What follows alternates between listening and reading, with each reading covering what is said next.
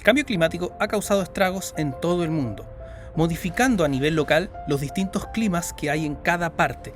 Algunas zonas se han vuelto extremadamente lluviosas con grandes inundaciones, mientras otras han padecido enormes sequías. Zonas como California y el suroeste de Estados Unidos, Chile o el sur de Europa hoy padecen una severa crisis hídrica.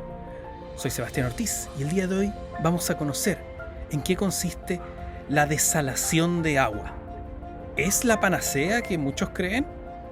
Pues bien, el día de hoy lo vamos a ver. Así que, adelante. Pero, antes no te olvides suscribirte a mis redes sociales en Facebook, Instagram y sobre todo en YouTube. Si te gusta este video, dale like y activa la campanita de mi canal para que recibas las notificaciones de los nuevos videos de Física Clara. Dicho esto, ahora sí, adelante. Antes de comenzar, creo que es importante más o menos tener una idea de lo que nos referimos con agua salada. El agua salada se refiere a aquella agua en la cual hay entre 35 y 45 gramos de sales por litro. Estos elementos, que suelen llamarse solutos porque su presencia es minoritaria dentro de este enorme volumen de agua, suelen ser cloro, sodio, algunos sulfatos, etcétera, etcétera. Hay una gran variedad de este tipo de elementos, pero lo relevante es que la concentración de sales del agua salada es mucho mayor a la concentración de sales en el agua dulce. En el agua dulce sí hay una pequeña concentración de sal, pero a diferencia del agua salada, esta concentración no supera los 5 gramos por litro de agua. Es decir, la concentración de sal del agua salada es entre 7 y 9 veces superior a la concentración del agua dulce, aquella agua que nuestro cuerpo puede tomar. Y bueno, aquí ya empezamos a tener el primer problema. Tenemos una gran cantidad de agua disponible, pero el 97% de esta agua no la podemos consumir. Pero entonces, ¿es posible extraer la sal de esta agua para así poder consumirla?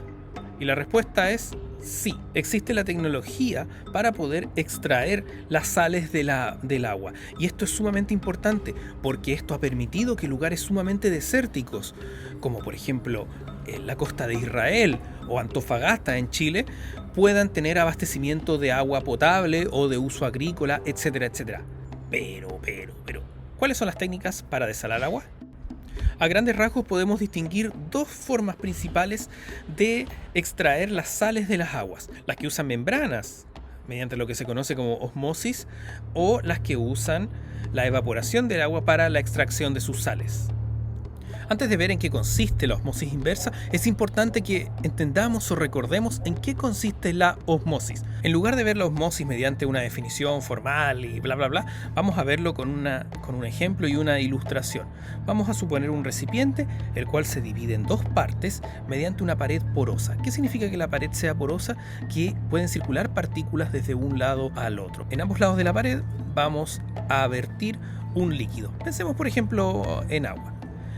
Y en este líquido vamos a poner algún soluto, lo que ustedes quieran: arena, sal, azúcar, lo que ustedes quieran, pero los vamos a poner en distintas concentraciones. Pensemos por ejemplo que en un lado vamos a tener 10 gramos de sal por litro y en el otro lado vamos a tener 20. Lo que va a suceder es que a través de la pared va a ocurrir un proceso que se llama difusión, en el cual va a haber un traspaso del solvente de un lado a otro. Entonces, ¿qué es lo que va a suceder? En el resultado final es que en ambos lados de la pared las concentraciones de sal van a ser las mismas, en este caso 15 gramos por litro. Como vemos en la imagen, al final la altura es distinta, pero la concentración del soluto es la misma. A grandes rasgos, esto sería la osmosis, que opera en tantos aspectos de la naturaleza y del propio funcionamiento de nuestro cuerpo, por lo que creo que vale la pena en un futuro no muy lejano hacer un video sobre lo que es la osmosis. En el caso de la osmosis inversa, lo que va a suceder es que nuevamente vamos a tener dos líquidos con concentraciones distintas de soluto. En principio, la osmosis tendería a hacer que ambos lados de la pared quedasen con la misma concentración de soluto, en este caso sal.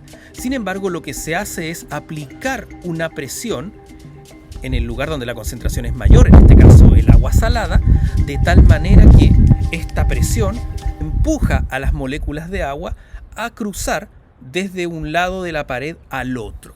Al cruzar desde un lado de la pared al otro, lo que sucede es que el lado en el cual se aplica la presión queda con menos agua, pero más sal, es decir, su concentración de sal ha aumentado, mientras que en el otro lado lo que ha atravesado la pared ha sido agua. Por lo tanto, tenemos un agua mucho más purificada a un lado de la pared y en el otro lado tenemos un agua muchísimo más salada. Para poder explicar la electrodiálisis tenemos que ir ahora un poco a la química, el concepto de catión y de anión. Los cationes son aquellas partículas que tienen una falta de electrones, por lo tanto tienen básicamente carga positiva, mientras que en los aniones lo que hay es un exceso de electrones, por lo que la carga de estas partículas va a ser negativa. Algunos compuestos de todos estos compuestos solutos que tiene el mar son cationes y otros son aniones. Lo importante es que cuando uno suma la carga de cationes y aniones, el resultado es una carga cero, porque si no fuera así nos daría la corriente cuando tocamos el agua. Lo relevante es que al ser estas partículas cargadas, ya sea con carga positiva o negativa, son sensibles a los campos eléctricos, reaccionan a los campos eléctricos. Por lo tanto, uno lo que hace es aplicar un campo eléctrico que va a desviar estas partículas. Las negativas se van a ir hacia un lado y las positivas se van a ir hacia otro. Para poder separar el agua y dejar un agua libre de estas partículas, lo que se hace es colocar membranas que actúan como filtros a través de los cuales pasan o los cationes o los aniones. Esto hace que la capa que está al medio de agua quede libre de todas estas partículas cargadas. A diferencia de la osmosis inversa, en la electrodiálisis no se requiere el uso de compuestos químicos adicionales para poder purificar esta agua. De eso vamos a hablar un poco más adelante, así que mientras tanto, si te está gustando este video, no te olvides darle like, suscribirte al canal y sobre todo activar la campanita para poder recibir las notificaciones de cuando en Física Clara subamos un nuevo video. En la desalación de agua por evaporación, lo que se hace es evaporar agua. Para esto no es que el agua de mar se lleve hasta su punto de ebullición, porque eso sería tremendamente caro y energéticamente mucho más costoso de lo que ya es esta técnica. Lo que en esta técnica se hace es, se aumenta la temperatura del agua a una razón más o menos considerable, para luego hacerla entrar en contacto con vapor de agua a una menor presión. ¿Por qué es importante esto? Porque cuando yo tengo agua a una cierta presión y entra en contacto con vapor a una menor presión, lo que ocurre es que al final de todo este proceso, ambos lugares que originalmente estaban a presiones distintas van a quedar a una presión igual. Esto significa que para el agua de mar la presión va a disminuir. Al disminuir la presión va a disminuir el punto de ebullición. Por lo tanto, parte de esta agua se va a convertir en vapor, liberando con ello las sales que tenía como soluto. Y bueno, luego esta agua vaporizada es absorbida, condensándose en agua dulce. Este proceso sí debe hacerse muchas veces, más o menos entre 15 y 25 veces, para poder obtener cantidades razonables de agua dulce a partir de esta agua salada. Pero, no todo lo que brilla es oro. Y esto también aplica al caso de la desalación de agua, porque en ella tenemos dos grandes problemas. El primero es la contaminación y el segundo es el consumo de energía. En el caso de la contaminación, esta viene principalmente de las plantas de osmosis inversa.